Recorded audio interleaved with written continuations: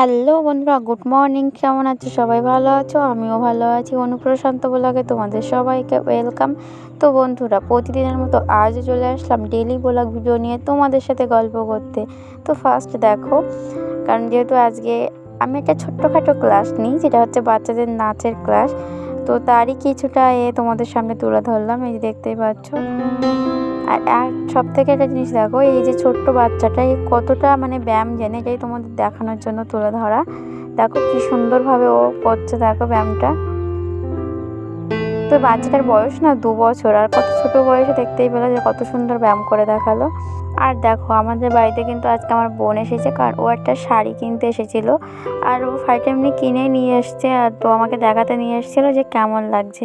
তো আমার কিন্তু দেখে বেশ ভালোই পছন্দ হয়েছে, শাড়িটা বেশ ভালোই লাগছিলো। এই যে দেখতেই পাচ্ছ। তো তোমরাও কিন্তু কমেন্ট করে জানাবে তোমাদের শাড়িটা কেমন লাগলো। আমার তো বেশ ভালোই লেগেছে। আর দেখো, বাড়ি এসে যেটা হলো সবার প্রথম কাজ, সেটা হলো আমাদের মিঠু সোনাকে দেখা।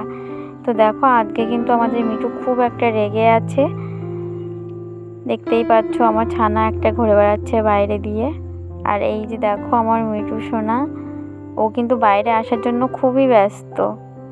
তো তোমাদের দাদাভাই ওকে নিয়ে এখন একটু খেলবে। আর ও একটু কিছুটা সময় বাইরেই থাকতে চায়, কিন্তু বাইরে আমরা যখন থাকি তখনই ওকে রাখি।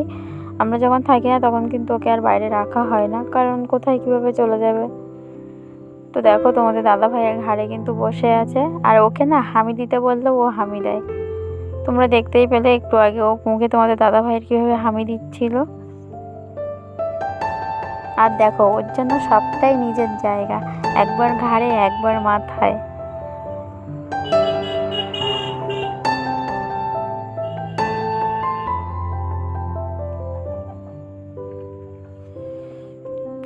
আর তোমাদের দাদাভাই কিন্তু বাদাম খাচ্ছিল, আর ওকেও দিচ্ছিল, কিন্তু একটা বাদাম পড়ে গেছে, তো ও ভেবেছে ছানাটা খেয়ে নেবে।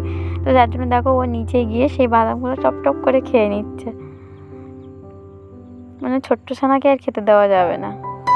আর এদিকে তোমরা দেখতেই পাচ্ছ, আমি কিন্তু বাড়িতে খুঁটিনাটি টুকটাক যে কাজগুলো থাকে সেগুলোই কিন্তু করে শেষ করছি।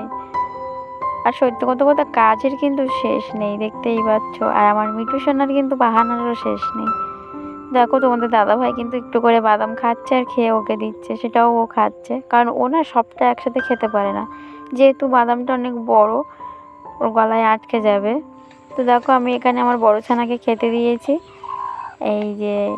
আর আমার এই ছানাটা না বাচ্চা তুলে দিচ্ছে। দেখো, ওকে যেভাবে খেতে দিয়েছি ও সেখানে সেভাবেই বসে বসে খাচ্ছে।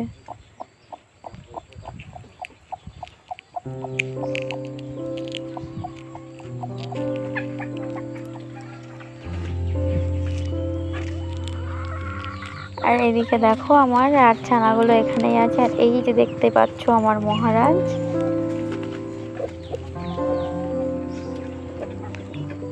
তো দেখো, এবারে কিন্তু আমাদের মিঠু সোনা চান করার টাইম হয়ে গেছে, আর ও কিন্তু চান করবে এবারে, তোমরা দেখতেই পাবে।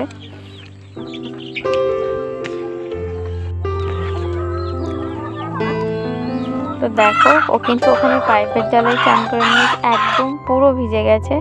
ওর ঠান্ডাও লেগে গেছে, যার জন্য তোমাদের দাদাভাই ওকে নিয়ে একবারে খাঁচায় দিয়ে দিল। আর তোমরা দেখতেই পাচ্ছ, ও কিন্তু একদম পুরো ভিজে চান হয়ে গেছে, ঠান্ডা একদম জবথবো মেরে গেছে। তো দেখো, তোমাদের দাদাভাইয়ের সারথি তাকে একটু চান করিয়ে নিচ্ছে, কারণ ওর সারাদিনে প্রচুর ধকল পড়ে। তো তার জন্য দেখো, ওকে একটু পরিষ্কার করিয়ে নিচ্ছে। তো বন্ধুরা, আমি ভিডিওটি তাহলে এখানেই শেষ করছি। সবাই তাহলে ভালো থেকো, পরের ভিডিওয় তোমাদের সাথে আবারও কথা হবে। আর আমার ভিডিওটি তোমাদের ভালো লাগলে চ্যানেলটি অবশ্যই সাবস্ক্রাইব করো, আর কমেন্ট করে জানাবে কিন্তু কেমন লাগলো। টাটা।